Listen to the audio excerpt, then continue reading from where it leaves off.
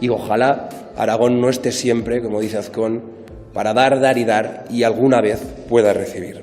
Porque los municipios turolenses y las personas afectadas por la Dana en Aragón merecen políticos y políticas que no las olviden y, sobre todo, que luchen por ellos. Miren, los aragoneses, y especialmente los turolenses, por ser menos, no somos menos que nadie. Lo que está ocurriendo con las ayudas por la Dana es solo un ejemplo de lo que es la política que se desarrolla contra Aragón en muchas ocasiones. Un ejemplo de lo que es que muchos políticos simplemente vengan a Madrid a ver crecer su carrera política, que no se preocupen por los intereses de los aragoneses y de las aragonesas. Aragón no necesita sucursales de partidos políticos madrileños y brazos de madera que vayan a votar lo que les manden desde Madrid.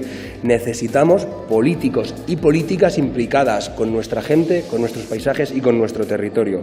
Pero la realidad es que de los 13 diputados aragoneses, una y otra vez me encuentro solo defendiendo a Aragón, teniendo que estar pendiente de todo lo que circunscribe a Aragón, porque si no, nadie se preocupa de Aragón. Y ya vale de que sea el único diputado de Chunta Aragonesista el que se preocupe por los aragoneses y esté pendiente.